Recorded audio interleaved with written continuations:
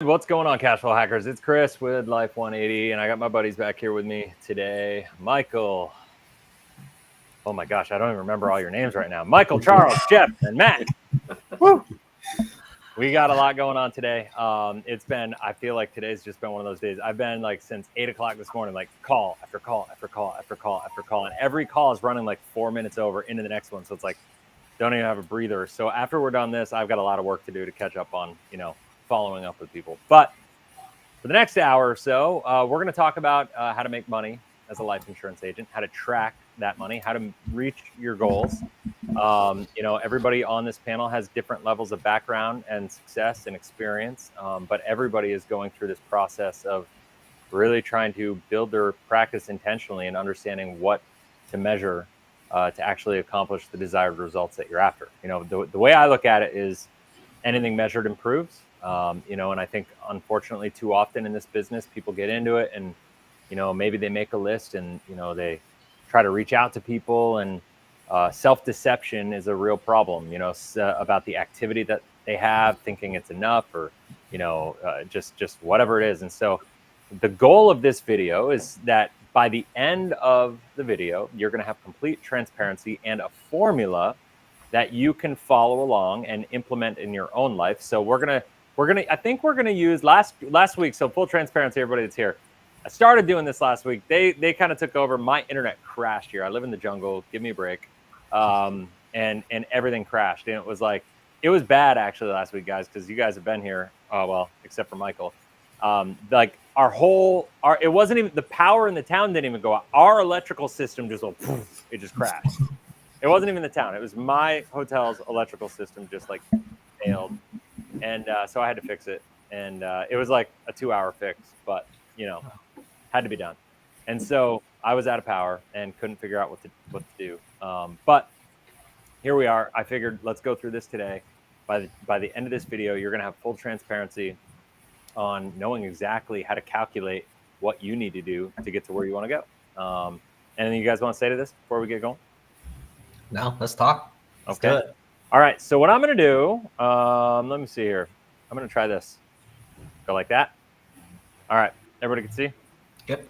So what I want to do is I want to focus on, let's do $100,000. Because last week, like I said, we were doing 50,000. But I think, I don't know. I just feel like if you shoot for 50 and you screw up, you're probably going to end up with like 30,000 in income, versus if you really push yourself and shoot for 100 and you screw up, you're still going to probably end up with $60,000 to $80,000 a year of income. And, obviously it's a much better number for most people. So let's just say desired income. So what are the variables that go into desired income? Like, let's just talk about it. Desired income is impacted by what? It's impacted by how many. Go ahead. Sorry. Your comp level. Yep.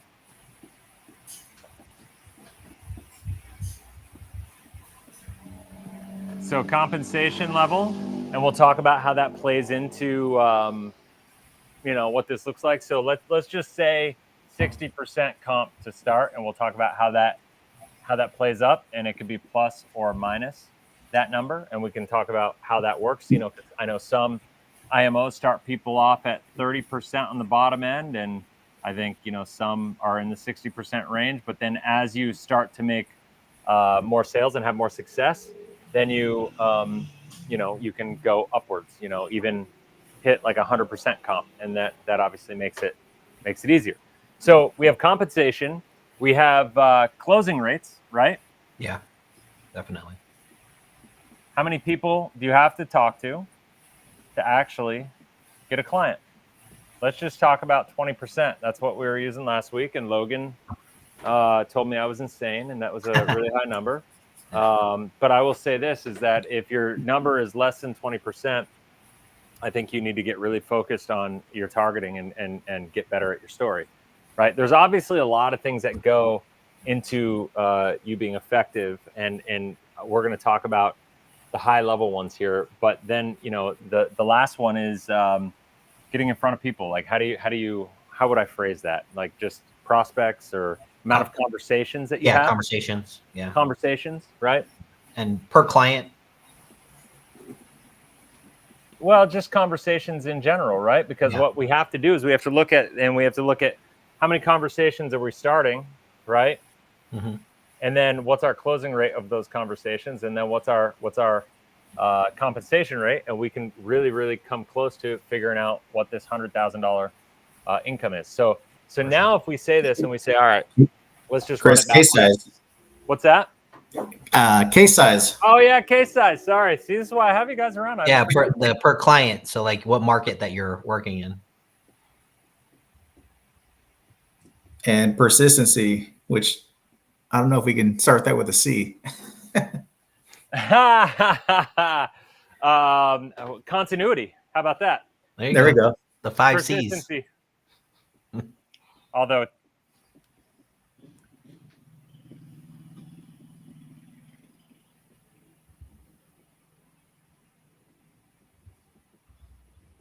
look at this, the 5 C's of reaching your financial goals. See, we're just making stuff up and we're making it work as we go.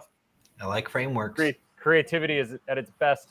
So this is how it works. Let's say you want to get $100,000. That's your goal, right?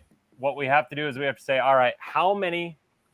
If we say what's the average case size? Let's start first and foremost. What do you think, Matt? You deal with a lot of new agents, or anybody that's here that's closing cases. What do you think the average case size, the average base premium that people are paying, right? Base premium, well, it really varies because a lot of agents are in so completely different types of markets. But if I were to say fair, maybe we'll say 2,500. Right? Average base, target, term, however you want to, like different companies call it different things, right? Yeah. So we'll call it 2,500. Okay. So what do I mean by this? So like, I want to dive a little deeper, because if you're selling whole life, because let's face it, I like to train whole life agents. What we want to focus on is if somebody does say like a $6,000 premium, and let's call it a 60-40 blend, right? So 4, 8, 12, 16, 20, 20, 2,400 would be base, right? And 3,600 would be PUAs. Yep. Right? And so this is like a real simple way to look at it. But in this scenario, now so when you break this down, this is about $500 a month, which is kind of a good base, solid savings account for kind of lower middle America, whatever that people can afford to save. And what happens is now we're in this $2,400 base. So with this, how we look at it, we have commission level. When we look at compensation, this 60%, 30 to 60%, right? So we're going to start at the 60% level. So 60% of the base, 6, 12, 1,200 plus 180, or 1,200 plus 240 is 1,440. 1,440 from that, and then 1.5% of PUAs is typically how it gets paid. So anybody know 1.5% of 3,600? It's not very much. It's like 54 bucks. Yep. Yeah. Right. So we can add that together, and we're at 1,494. Right. So this is how much money that you're making as a 60% agent. Right. And so now what we'd have to do is, if you're 60% and you say, okay, this is where I need to go. And I'm once again, so this, let's just call it 2,400 instead of 2,500, because that's what we're working with here. So if the average base is 2,400, you can see with a $500 a month plan for saving, you're looking at $1,494. Now, it's very simple to back that up and say, how many policies do I need to sell? So if that 100,000, about 66 policies. So about 5.5 a month.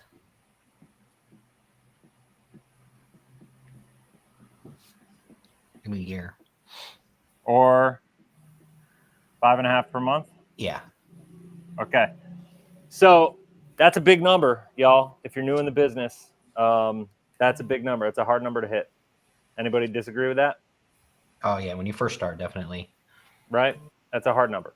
So it's important to keep it in alignment with reality. Now, once again, we're talking about $100,000, right? Like, so if you could basically cut these numbers in half, and that's what it's going to be to get to 50, right? Or cut it in third, that's what it's going to be to get to 33,000. Like, the numbers that we're working on, or if you want to scale it, just double them, right? Or you could look at the different metrics that go into this. Now, a couple things that you can do for reaching your goals, and this is all about you understanding your market, understanding your metrics, and knowing what you're going to be focusing on to reach the level, right? So we can say, all right, rather than trying to get a raise in commission and all this stuff, I'm going to try to go up market rather than finding people doing 500 a month. Let's find people doing 1,000 per month with a similar thing, which would be 4,800 base,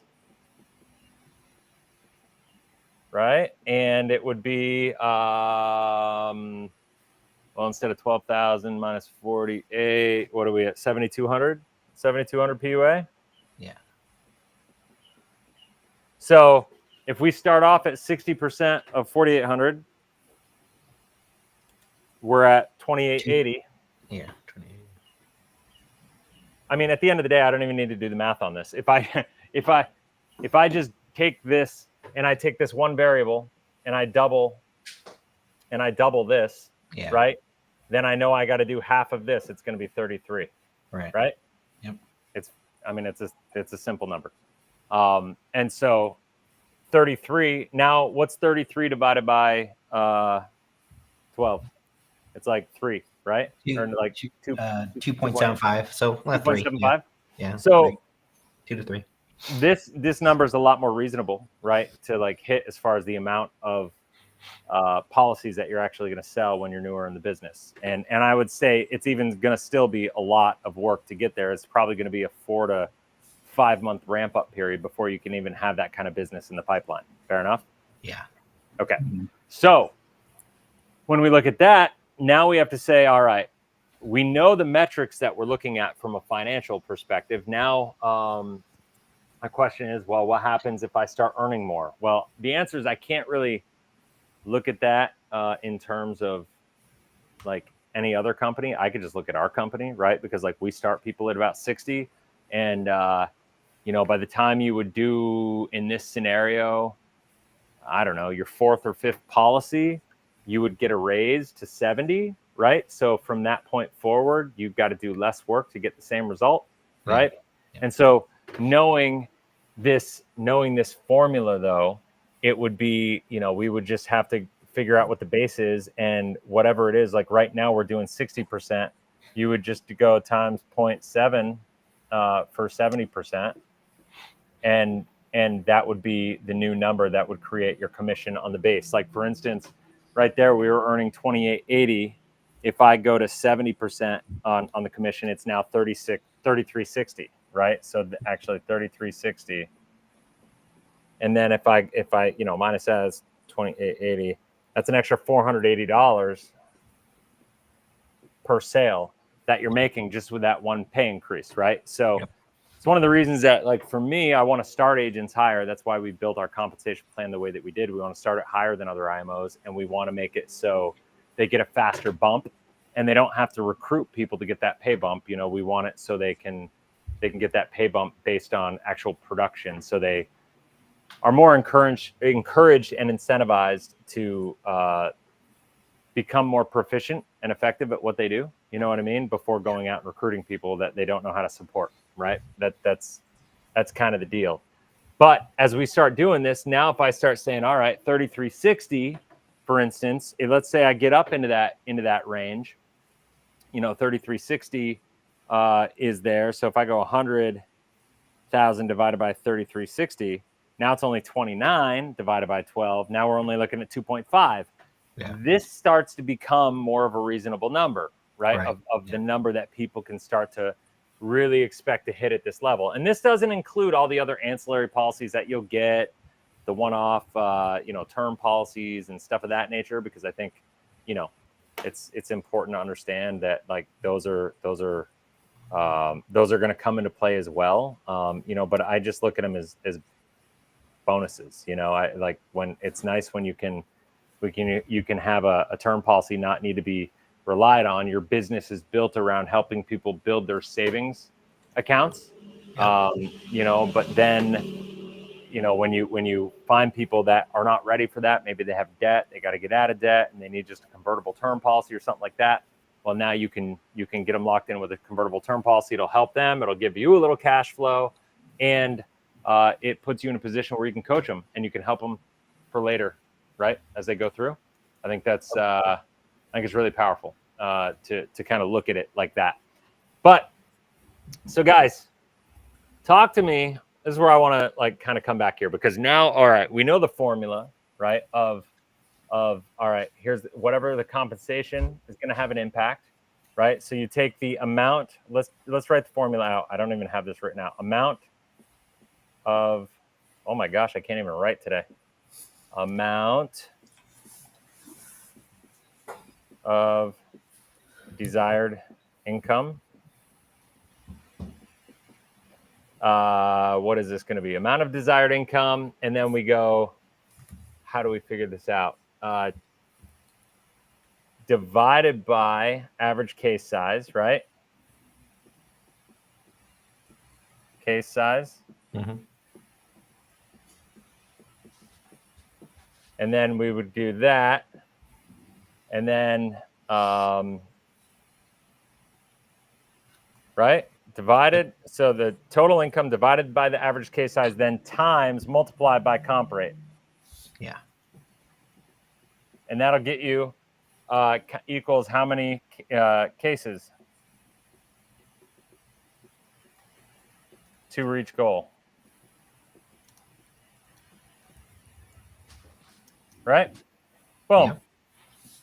There we go. That's our little formula. And so that's all fine and good. But now the question is, what really matters is this number of cases, that you need to sell to reach your goal. Because all right, that's great. We know what we need to have. We know the metrics. We just got it from 4 or 5 cases a month all the way down to 2.5. But the question is, if you whatever your numbers are, the cool part about this is that it teaches you where you need to improve. It teaches you where the areas of improvement are and where the money actually is. It teaches you what metrics to actually measure and stay focused on. And at the end of the day, your compensation rate is a part of it, right? Your compensation rate, if you get a raise, most of the time that's going to be based on production. So that's not going to be something that you have a lot of control over out of the gate, right? It's just not. Your average case size is going to be a function of your competence and confidence in getting in front of the right people and identifying and targeting the right individuals to sell to. And then, we'll get to the continuity of business and persistency after this, right? Because that's going to be kind of a second stage conversation. But at the end of the day, now we're talking about this formula, and what really matters is how many cases. Let's just say we landed on this number, and based on our formula here, that we need to reach 33 cases a year, which is 2.75 a month, right? Which are at this level, and we're assuming that we're going for this $1,000 a month of saving level, which will lead us to this $4,800 base and 7,200 PUAs with the assumption of the blend and stuff, right? And so now, what are we looking at? We're looking at saying, how do we get to those 2.5 people? Well, now it's a function of how many conversations are you having, and what are your closing rates, right? So, guys, you guys talk to me real quick because you're newer in the business. I'm not a fair comparison for most people, right? And I'm self-admittedly a little detached from reality sometimes as far as expectations, because I've done this so many times that it's walking a dog, riding a bike, whatever the expression is, and I feel like I could do it anytime, anywhere, anyhow, with any person, I've had 4 calls today with clients, with prospects, and they were all layup sales, at the end of it, pretty much. Matt and I just did one together, and it's not that it's a layup sale; it's a layup fit. because of like what we have to offer, how, and what they're looking for. And it really just becomes a function of communicating the value in a way that gets them to really realize that it is what they're looking for, or it's not, and that's fine if it's not. And I think, that's the key. So what do you guys think, like coming into this, like if you're measuring your income and you're looking at this, right? And you're looking at saying, all right, I know how many cases I need to sell. I understand the metrics. I understand what my comp rate is. I know what my numbers are. I have my target goals. So I know that my number is I got to sell, let's just call it 3 policies a month or whatever. What's the challenge? What's the greatest challenge for new people in getting to 3 sales of that nature per month? I'd first like to say, you're saying these are layup sales, Chris. However, you put a lot of groundwork in to get to this point, right? All of the 1,300 videos that you have on YouTube and you reaching out and creating this whole environment, that's what creates that layup sell. So in order for us to achieve those same results, we need to create our own authoritative platforms, and that takes time, right? So understanding that takes time. In the beginning, it's a lot harder. You're pushing that rock up the hill. But just based off of the math that you laid out, and with a 20% close rate, to close 3 people a month, right? Protect 3 people a month. Yep. At a 20% close rate, you need to have 15, get in front of 15 people a month. So that's one every other day. It's not too difficult, but I would say maybe for me, my personal challenges, and Matt, I probably need to sit down with you a little bit more, so I can get over my hurdles, but just, being more bold with the ask, like, hey, let's sit down. I don't know if this is right for you, but it's something that I use in my life, and I think it's really powerful. I at least want to tell you about it. And then we could go from there. How did they say no to that? Yeah, but I just have trouble with that. So I need to get over my own internal anxieties and stuff like that. So. Fair enough. That's good. So the other thing is, though, I want to be really, really clear. It's not 15 people of having like the courage to ask to sit down. It's 15 people that say yes to sitting down. Yeah, right? What I meant by the 15 people 20% of the people to say yes, right? That they'll sit down. That means you'll lead to 3, right? Correct. But you may need to ask 40 people to get 15 people to say yes. Okay. Like, just if you ask them to sit down and they said no, if you ask them to have a conversation to hear you out on what you think is so amazing that will help them, and they say no, you can't penalize yourself. To me, that's not a prospect. You never had a shot. You know what I mean? Like, you can't penalize yourself. Like, so that's where it comes into the conversation, right? The conversation part that we were talking about. This part is like, how many conversations do you have to get to this 20% number, right? Like, so, if I know with what Charles just said, 15 meetings equals 3 sales, right? Well, how many conversations do I have to reach 15 meetings, like with people to be like, hey, like, I got this thing, use exactly the script that Charles just used, right? Like, is it 50, right? At the end of the day, it's probably for Charles out of the gate, just using your example, buddy, you're probably going to be at 50 to get to 15. And the more confident that you become, and the more like just fluid you become with this 50 is going to become 35, right? And so it's just going to be more effective. And then that will become 30, and then it'll become 25. And then before you know it, you're going to be talking to so many people because you're going to have so much confidence, and you're going to realize, like, oh my gosh, like, everybody just says yes to this. Why the hell wouldn't I talk to everybody? And it'll just kind of take on a life of its own. And then what's going to happen is you're going to get better at the close rate because you're going to do it repetitiously. And that 20% is going to become 30%, become 40%. And, of the people that sit down with you, because you are identifying the right people and you're bringing them in and you're connecting with them and you're really learning how to solve problems for them. And it's not about selling your stuff. as good as your stuff is, right? As good as like the widget that we're selling of whole life insurance is, it doesn't matter how good it is. If they don't understand how good it is for them and they don't have an emotional connection to what it's going to do for them, it doesn't matter. You know, that's our job. Our job is to not sell whole life insurance. Our job is to educate people to understand like what their challenges are and what they need to do to solve them, and see if they can align with the fact that this product has the attributes that are going to help them solve the problems in their life. It's that simple. And the better we get at communicating that, the more our conversion rates are going to go up and the easier it's going to be to hit that 2.5 number, right? Because, or that 3 number, right? Like if I need to sell 3 and I got to have 50, I have to be bold 50 times.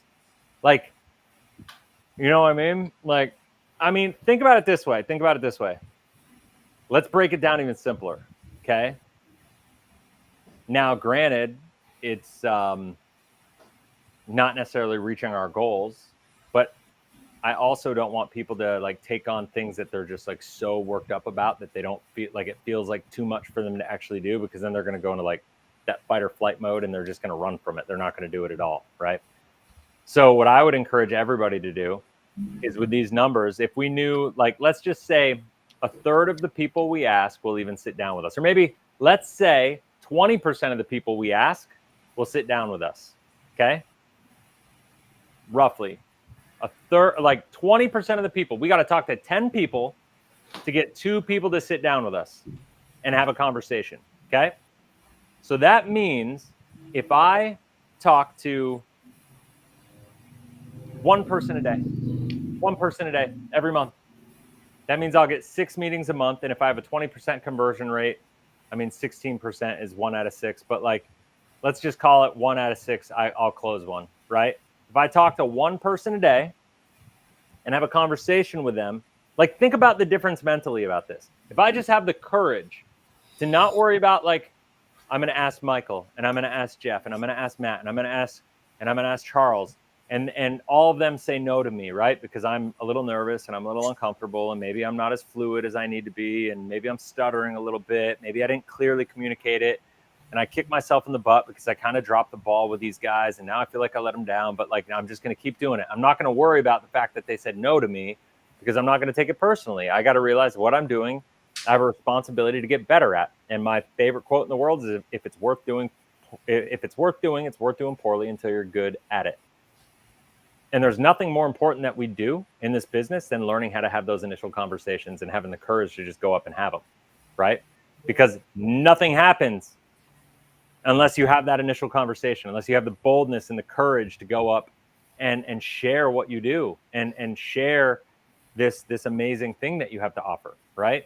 And so, to me, I can't think of anybody that wouldn't have the ability, and not that it wouldn't be harder for some people than others, to think one day, put in your calendar every single day, today, I will talk to one person. I will have the courage and the boldness to go share with one person and invite one person to hear about what I do, to share how I'm using it in my life, and to share how I think it could be of help to them.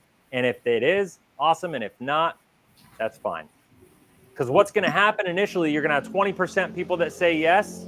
And out of 30, you're going to get 6 appointments. And then month 2, you're going to have 30 people that you ask. And what's going to happen is you're going to have 15 that say yes. Right? And now, boom. Right? And then at month 3, you're going to be like, holy crap, this is working so well. Why am I only talking to one person a day? This is stupid. Right? Like, Yeah. But think about it. Even at one person a day, if you're kind of subpar at it, right? If you're subpar at one person a day, right? Just going out and you're having 30 conversations, like let's just call it 30 conversations at one person a day, right? And that leads to 6. Let's see, equals 6 meets equals 1 sale, right? Equals what was it? $4,800 times 12. What's 4,800 times 12? It's like $55,000, right? Yep. Is it? Right. 57, 58. pretty much. 57. So, like, guys, like, this is where it gets kind of mind-numbing to me. Okay, like, I have a hard time. Like, to me, it's really clear, right? And like, granted, I'm detached, and it's where I try to not get frustrated, because like I haven't had to go out and talk to somebody because I had to in a long time at this point in time, but I had to at one point, and I did it, and and there's a part of me that misses doing it because it's fun at this point, but like, every single person has the ability to, with one conversation a day, generate $55,000 to $58,000 of extra income. Where, like, how long and how hard is it to have one conversation a day? If I told you you could spend 15 minutes a day and you could make an extra $55K a year, but some days, 24 out of the 30 days that you're spending those 15 minutes, you're not going to make any money. It's not going to be effective at all. But only 6 out of 30 days was it going to work. Would you still do it if you knew at the end of the year you're going to make 55K for 15 minutes a day? Yep. Yeah, Chris, I think you said something key, and it's in Charles' script, but this is what I'm doing for myself. Yeah. Right. And Yeah. I think belief, it's all about belief, right? And I've heard it put this way. There's 3 things you have to have belief in: yourself, your company, and your product. Yeah. Right. And if you can transfer that belief to another person, then you have a sale. Right. And so the question is, do you believe in the product? Most people would say yes. A lot of times it's the belief in yourself, right? I think that's what holds most people back. It's the belief in self, because you haven't, you're not confident, right? Yeah, that's fair. But then it's also, hey, does this work, right? Am I utilizing this in my life? Because once it becomes your own experience, and you are utilizing your own strategies, it becomes that much easier to share, because it's just a part of you. It's what you're doing, right? When it's not what you're doing, it does become hard to talk about, right? Because then it's just theory. But when you're actually doing it, you actually have your own plan. It's like, no, this is my life. I'm speaking from real experience, and the belief's going to be there. Totally. So, Matt, what do you see? You talk to more agents than I know of anybody else that I know. Like, this whole process is very helpful. Like, you have to go through the numbers. You have to know everything that we went through. You have to know the formula. But working with every agent, like in the beginning stages, even with belief is still not enough, because everybody has a comfort zone. Everybody doesn't want to feel inadequate. Everybody's uniquely different, that has a fear that has to be uniquely overcome for each person. So no person's the same. Yeah. But where I really focus on is just really the first 2 steps: conversation, and then conversion from conversation to appointment. If I can get that fixed for an agent, everything else falls in place. Only if this one thing happens, they give me continuous feedback. Without the feedback, it is going to be a long process. So I had a talk with the agent last week, and we had this conversation, like, look, how many conversations are you having a week? Well, I'm having 3 to 5 a week. I'm like, oh my gosh, I didn't know you're talking to that many people a week. How come I haven't even heard about it? Like, what's going on? They're just not interested. And I'm saying, look, you're doing something that most agents are unwilling to do. You're willing to talk to them, but you're finding out that what you're saying is not working. I almost can guarantee it. I will almost even put money on it. If somebody actually had conversations, and then they loop me on every single conversation, what they said, and then they actually followed my coaching, I'm almost confident that over 80% of their conversations will lead to an appointment. Now, once we get into an appointment, now I got to coach them how to go to appointment to submit application. Then when I get there, submit application to close, and then it's starting with the bottleneck for most agents is conversation, not having enough. So I'm almost like, just say whatever you want. Just go have more conversations. At least get over that hump, right? Just go vomit, whatever. At least you're taking more actions than the one they're just like, I can't even talk to anybody, right? Totally. But that, to me, that's the biggest bottleneck. It's conversation, right? Even just doing the conversation, and then conversation to an appointment. And getting a Once feedback. I usually iron that out, things start to fall in place because that's when confidence comes in, belief, like, oh my gosh, this is easier, I can do it. And but I think really this industry is just all about conversation. We had that training yesterday. We talked about it. It's like without conversation, without the raw material, none of this matters. None of this is going to happen. None of it. Yeah. And Yeah. so now the question is, how do I have conversations? Well, and one of the things we talked about in training yesterday is the clear difference I see between agents. Some are very resourceful, some are not. And resourcefulness is just utilizing everything you have access to. And a lot of agents don't even utilize half of what they have access to. Right. And then that's where all these meetings came in. Like, look at the community of agents we have access to. You could partner, create podcasts, you could do group, all this stuff we're not even using, right? Let alone the 100 numbers that you have in your phone. For some reason, you put them in your phone, but yet you're not being resourceful, right? And I think that's where agents need to start. Look, you could generate leads, you could get leads for sure, whatever.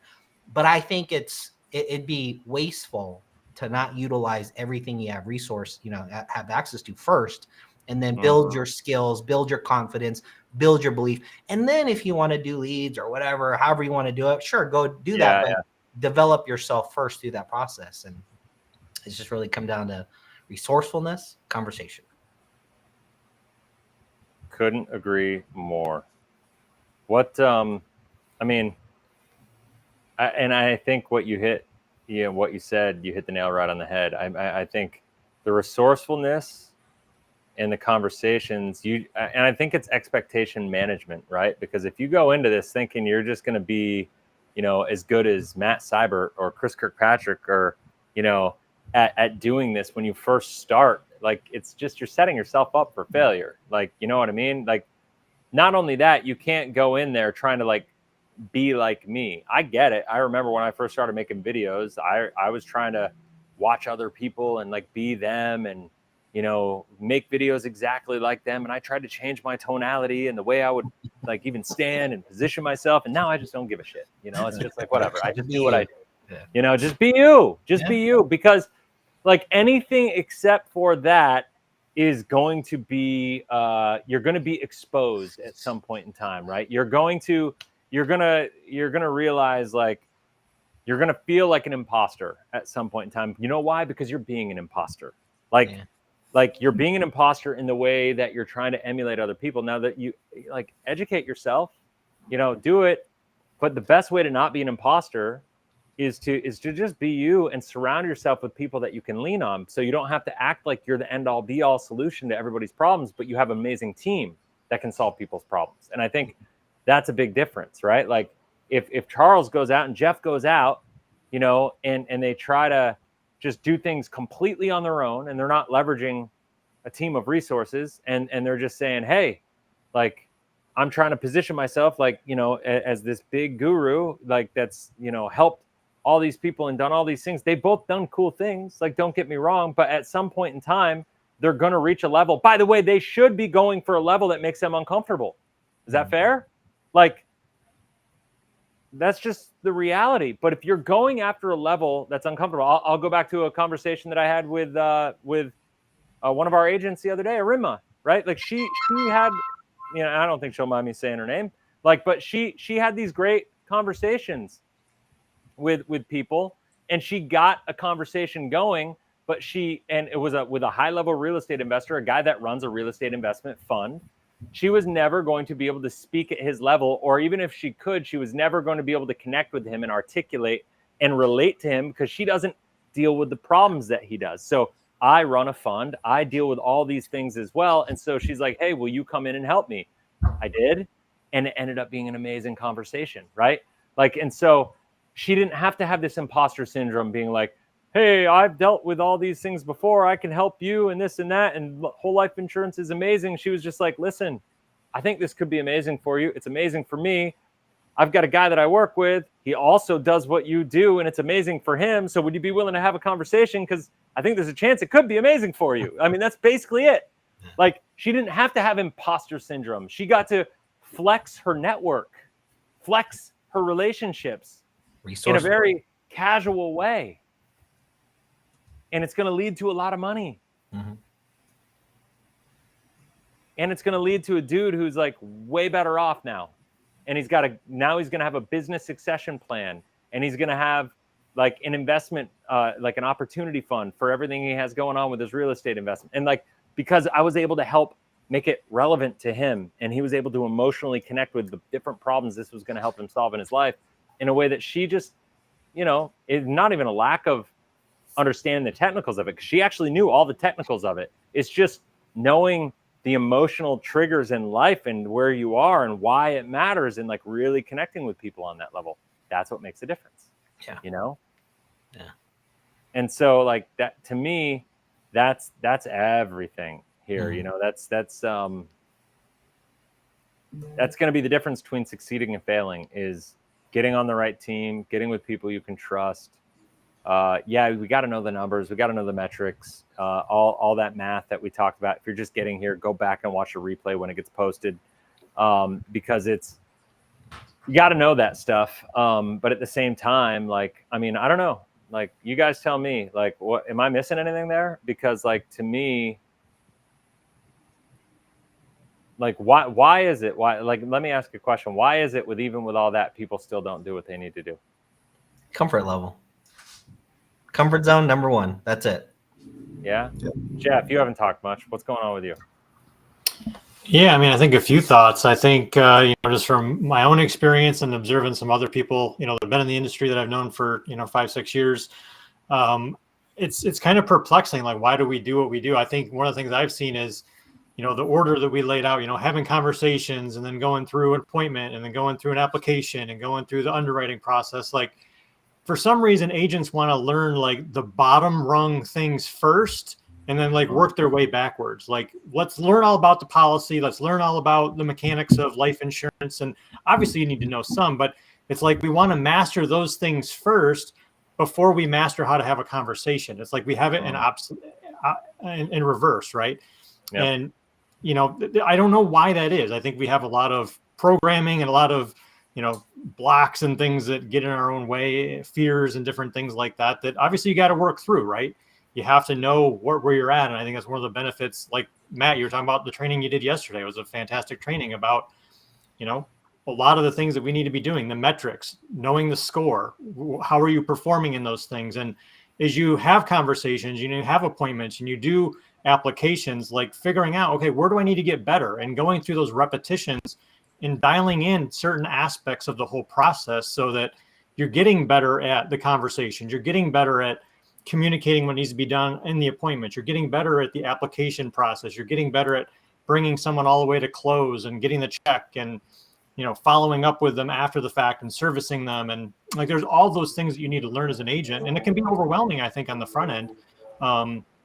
But I think having the sounding board, having the training, having somebody to go to is so key to know, because we don't know coming in. I think last week we talked about this. I mentioned this was, when we get our life insurance license, we're suddenly a life insurance salesman, but we don't really have any, we haven't gone to a semester of college. We haven't gone to any real like sales training seminars. Most of us, we just get into the industry and we don't know anything, and we don't know how to communicate. We don't know how to articulate and communicate ideas and find out where other people are at and how to, bridge that gap between what we're offering and where they're at. And, without the repetitions, without the education of knowing what to say and how to say it, how to position it, and, screwing it up 10 times and getting the mentorship from Matt or you, Chris, and just, okay, this is what you could do better here. Like, going through those repetitions is what, gets you sharper and sharper. And I think a lot of people are afraid.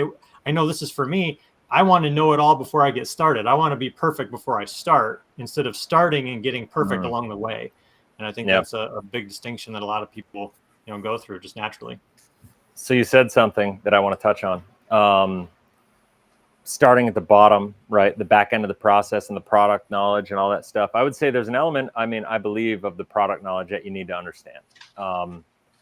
And I think there's an element of, the product knowledge you have to, I think you have to know at least enough to believe in it. And I think the best way to learn it and believe in it is to have it on yourself, right? And to go through the process on yourself, to be able to be able to share that experience with other people and be authentic about it, right? Like, and really see it in action and know what it's actually going to do, and not just, it's not theoretical to you, it's real life application, you know?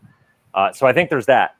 The second level though, all the underwriting, all the, I don't know, like whatever. I'm writing premiums right now that are multiple six figures several times a year. And my average premium size is probably $15,000 to $25,000 a year on base, right? So we just did the math. You guys can calculate what that looks like, right? And so like when you look at it like that, I'll tell you what, when the last time I took my own application was and dealt with all the underwriting? Years 6 ago. months ago. Never. Nice. Okay. Now, and here's why. And it's expensive for me, right? It's expensive because I give up 20%. Even me, the owner of the company and all this stuff, I have to write somebody else on for 20% to handle that part of the deal. So when I write a premium that's $200,000 a year and the base is $50,000, I'm basically giving up all said probably $10,000 to $15,000 on that, plus some of the renewals, plus like whatever. You know what I mean? It's costing me that much money. But you know what it's doing? It's freeing me up. Because if you've ever gone through like closing somebody emotionally on getting it going and they start the application, going through sitting down with them to take the application and doing the underwriting and being there to answer their questions and dealing with all the garbage that goes along with that. Do you know how many conversations I could have during the time that all that would be distracting me and working in my business instead of growing my business, instead of going out there and being a rainmaker and having more conversations, which by the way, if I just am willing to invest that 20% out of the gate and have somebody else handle that underwriting, somebody else handle that whole process, it frees me up to not even have to worry about it. Yeah. Right? It's getting done and I have confidence that it's getting done. And so I could just go, instead of one conversation a day and then being bogged down with all that other stuff, I can go have 5 conversations a day. And now what's going to happen? And I'm going to be able to have 5 conversations a day with less stress and less time. And that's going to put me on this cycle of getting better and better and better and better and better at what I do, which is going to lead to more sales, which is going to lead to everybody being happy. Right. And, you know, it's just like, to me, if you're in this business, you are in this business for one reason. And listen, this is not exclusive to what we do, right? It's you know, is it Dan Martell, Charles, the book you gave me, the guy? Yep, you know, yep. What do they say? Outsource everything that you can, right? And buy your time back so you can focus on the areas that light you up, that, you know, are your unique ability. I got news for you. If you're in this business, I don't care how good you are at underwriting, how good you are at the technical knowledge, how much you know about policy design, how much you know. If you are not good at communicating with people, all those things, and good at starting conversations, all that other stuff doesn't matter. You will fail. I promise. Mm-hmm. So why are we spending any time on those things when there are plenty of people that you could just write on for a little percentage of the deal and they will handle that because they don't have big drive. They don't, maybe your goal is to make 50,000 a year and you're happy with that, you know, then find somebody who wants to be a rainmaker and say, hey, Michael, you're amazing. I see you getting a lot done. What if I were to help you with this and take care of all your underwriting? Give me 20% of the deal so you can go close, you know, 5x more. We'll all be happy. Yep. Like if that's you, go be the administrative, like licensed administrative assistant type person. Yeah. Like if that's you, but like if you want to build a business, you can't be worried about spending money and investing money in growing your business. And like, make no mistake about it, you can invest money by paying a salary to somebody and saying, hey, I'm going to give you 50 grand a year to do this. Or if you don't have 50 grand or you're not in a place where your cash flow makes sense yet to pay somebody of that nature, just write them on when you write a piece of business. And that will be, you know, what it is. And build that system out. That's why we've done this at Life 180, to be able to have that option for everybody that wants to do it. Because I truly believe if you really want to build something big and you're taking your own apps, you're an idiot. That's what I believe. Like, you should not be doing it. Like, it is the biggest mistake you are making in your business that is keeping you from your goals, is focusing on the stupid administrative tasks that are keeping you from focusing on the activities that you need to be focusing on to be successful. Unless you don't want to focus on those activities. Rant over. Go ahead. Somebody talk. My head's going to pop. I think you hit it on the money, Chris. I think there's becoming an agent and there's becoming a business owner. And I think sometimes they're two separate things, right? A lot of people don't have this kind of mentorship that you just provided, right? They know how to become an agent. They know how to get on the phone and make sales, but they don't know how to run a business. And so if you're an agent, you want to look at that long term, right? How does this get easier? How do I want my life to look like? Like, think about the end in mind. How do you want your life to look like? And then build that, right? Like, work backwards from that. And yeah, that was a great advice. I'm going to actually follow that myself. I think it's interesting how, when someone gets into the industry, they automatically think that they're going to be successful, and that can occur. I'm not saying that it won't. And I know Matt disagrees, or he sees different perspectives than I do, but let's face it, guys, getting into the industry, the barrier to entry is pretty easy. It's not that difficult to get your license. No. It could take a couple weeks to make it happen, right? So that barrier to entry is the easy part. If you view it as like college, like a 4-year college, your first year might be kind of like an internship, or maybe you're not making that much money. There's the potential to make money, right? I feel like that's more the exception to the rule. Sure. And it's not a rule, but it's just, the experience that I've had personally overcoming my own challenges. But then maybe like your next year is kind of like residency, where you're making a little bit of money, you're figuring things out. And it's not till your 3rd, 4th, 5th year, like once you start like really rolling, like after your 4th year, you're probably making more than your average college graduate anyways at that point. And then from there, as long as you continue to grow, it just exponentially grows because your skills increase. Maybe you're building a team at that point.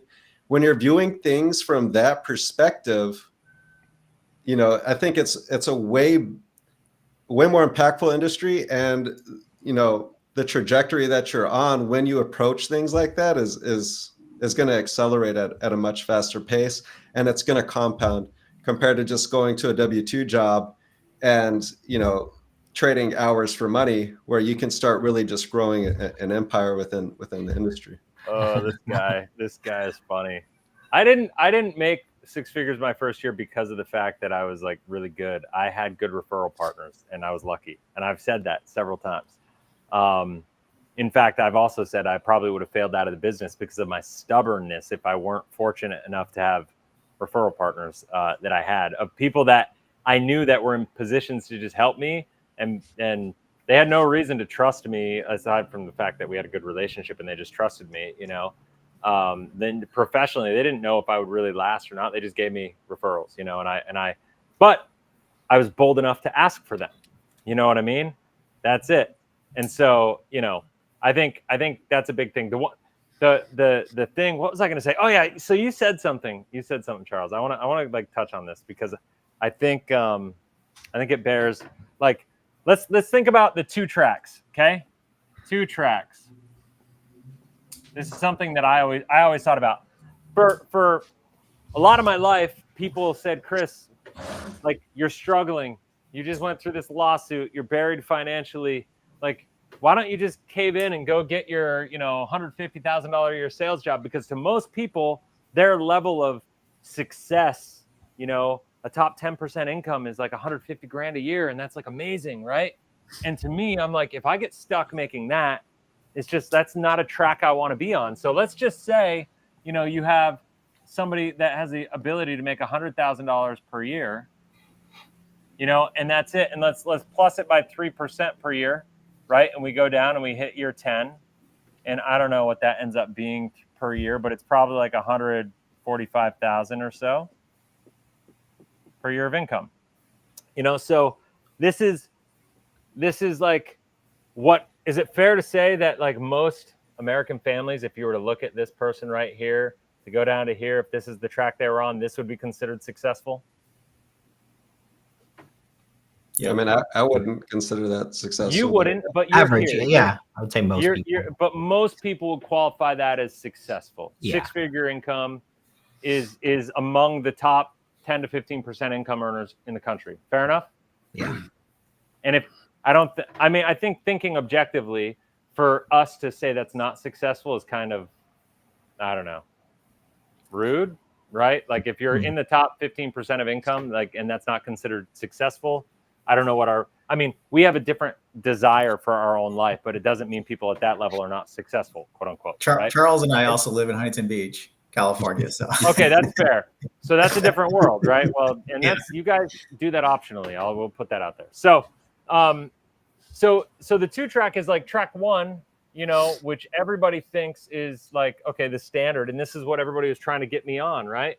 And then there's track 2, where year 1 I got out, and I'm just going to start right when I had gone from making a lot of money, doing well with the company that I left, and then having zero, and then having a negative $250,000 18-month, right? And then basically being in a trouble financially, trying to figure out how to make it all work. And then I got to the place where I was like making $30,000. I had 1 year I had to move back in with my in-laws, which was humiliating, right?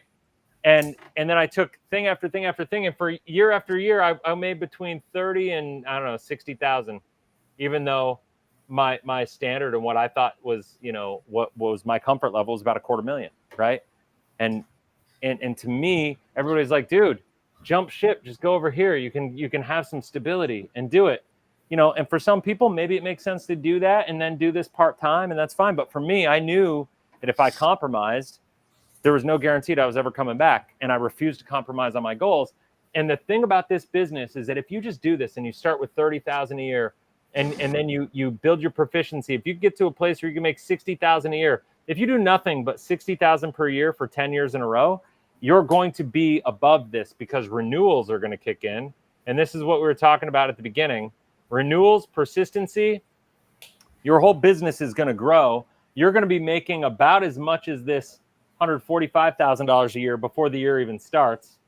And then on top of that, you'll be making more, and you're going to have more time freedom, more lifestyle freedom. You're going to have bigger impact for the most part. And to me, that's where this like business becomes a no-brainer. If you just think long enough term, and if you could just hold in there. That's why I believe doing it part-time for people that don't have the ability, to pull the trigger, and to take that leap because they're not prepared for it, where it makes sense, but like when you look at that, I think it's way oversold what you can accomplish. And it's one of my favorite quotes as well, is like people way overestimate what they can accomplish in a year, and they way underestimate what they can accomplish in a decade.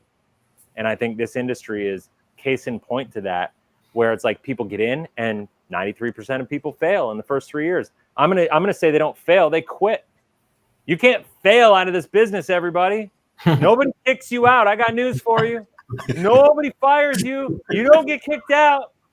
You don't get kicked out of this business. Nobody fires you. You quit. You give up. That's why you're out of this business. You quit. You give up on your dreams. You give up on your goals. You give up on yourself. That's why you get out of this business. That's the only reason you get out of this business. Yeah, Chris, I think you said it perfectly right there, because I don't believe anybody actually quits this business. They quit on their goals. They quit on their dreams. If your goals and dreams aren't basically married to the business, like, I don't know what you're doing. Well, I mean, I think it's just, if your goals and dreams, I don't know. Define, what do you mean by married to the business? So married, I'll give you my example. My goals and dreams have nothing to do with this business. Right. But the business is how I get there. Right. The business is the catalyst for you. The business is the vehicle. Right. So my goals is like, I want to be a good dad. I want to take care of my daughter. I'm a single dad. Dare you? Right. I want to give her a great life, right? I want to do things for her. I want to, but I also want to do it in a way where I can be home and be present, because my previous career, I was able to do that, but I got told when I got to go home. Sometimes it was 24-hour shifts, right? So for me, it's like, if I go back to that, I'm giving up on my daughter. I'm giving her the life that I really want to give her. I'm not giving up on the business, right? So the business to me is the vehicle to get me to my goals.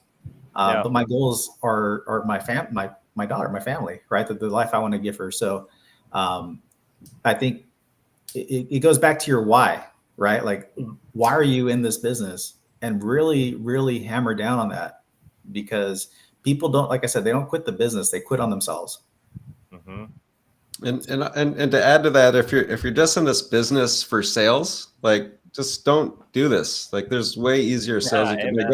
Get into solar, call sales, or root salesman. Like, don't do this. Like, at least have some kind of a passion for protecting people's lives, right? If you want to do sales, come down here and I'll give you commissions for selling retreats for the hotel. I'll do that. Go sell cars.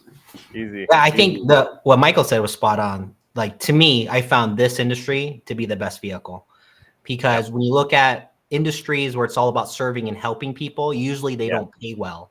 And if you go into an industry that pays well, it's not about serving and helping people. And this is the only industry that I found where it's like you can really make an impact generationally and help a lot of people, but it pays very well too. It's like you got the best of both worlds. I just haven't seen anything else to the magnitude of this industry, which is really awesome. I love it. Well, I think it's awesome. Anybody have anything else they want to add before we roll? I think this is good. I think we covered a lot today. Yeah, I think, we've said a little bit about, don't get into the industry if you're this. Well, get into the industry if you're looking to really grow yourself in a lot of ways that I would say is spiritual growth, deep spiritual growth, to figure out what's holding you back from a lot of things we've talked about today. You got to have some courage. You got to have boldness. You got to have a lot of those strong attributes about yourself. And if you're somebody that desires that refinement out of life, get into this industry. Do it. Yeah, and I'll double down on that and say, whatever. How do I put this? If your goals don't scare the crap out of you, get bigger goals. Like you should be stretching yourself. You have like a responsibility to scare yourself. Now, that doesn't mean act irresponsibly and just chase them, with abandon, recklessly, to do it. But whatever you're doing should scare you. I scare myself every single day, and I've just gotten really used to being scared, and just operating in that. Like, I'm not even kidding. Like, I do things and I stretch myself. I mean, I've had a lot of conversations with Charles about this specifically. I stretch myself and do shit that I don't even know if it's going to work. I risk money that most people would be like, why would you do that? Like, and I just, literally, my wife calls it, she always says, Chris, you have more faith in just step into air thinking the ground is going to be there more than anybody I've ever met in my life. But guess what? The ground's almost always there, and it's, you got to do it on a calculated basis. And I never risk more than I can afford to lose. That's why I always say, what's the upside? What's the downside? Can I live with the downside? Because if it's air and there's no ground and I fall on my face, which happens, I need to make sure I can rebuild. That's the importance of financial structure, right? That's the importance of having our foundations built to be able to go do these things, and when you do this and you align your money with your values and beliefs and you set yourself up in a way that you can have the courage and have the boldness and be scared and still chase it and set bigger goals and dreams for yourself, it puts you in a position where, that's, I don't know, to me, that's the journey of this life. That is what this is all about. It's not how much money can I make, it's not how many houses can I have and how many vacation homes can I have and rental properties can I have and how many cars can I have and boats and all the stuff, or even hotels. It's what am I trying to do? What do I want this life to be about? What do I want this legacy to be? What do I want my impact to be? What do I want my relationships to be? And all these things. And you know what? To really fully actualize all that, because living the standard way is, you're a slave to the system. I'm sorry, but you are. And it's going to be impossible for you to live full out in a fulfilled manner where you're actually contributing to the people in your life that you care about in the full capacity that you have, it's going to be impossible if you live according to the standard way, especially in America, right? It's going to be impossible. So it's on you to make a decision to step outside of that and to be bold enough to live according to your dreams. And if your dreams don't scare you, well, then your dreams are too small. Are we charging for that? I think we should charge for this. This is good stuff, man. So, like, That's our, I don't know, man. Like, coming in our mini course that's coming out. there you go. I don't know. Fired up right now. I don't know why. You guys got me all riled up. But no, this has been awesome. I had fun. Thanks for coming, guys.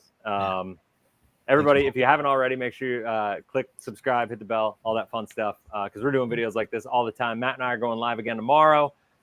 Everybody here, we're going to be live again next week. We're going to be talking about some other stuff about whole life insurance. I got a plan for that. Nobody knows it yet, but I do. And we're going to be getting into that. It's going to be fun. And yeah, go follow them. I'm going to put the link below, but I think all of their pages are also on the associated channel page on the Life 180 site. So you can go check that out as well. And that's it for now. Have a blessed, inspirational day. Let me know if you have any questions, comments about this in the chat. And if you're somebody who's looking to get into business, you need to call Matt. That's what you need to do. Go to agent.life180.com. If you're with a different company that's letting you down, reach out. We're here for you.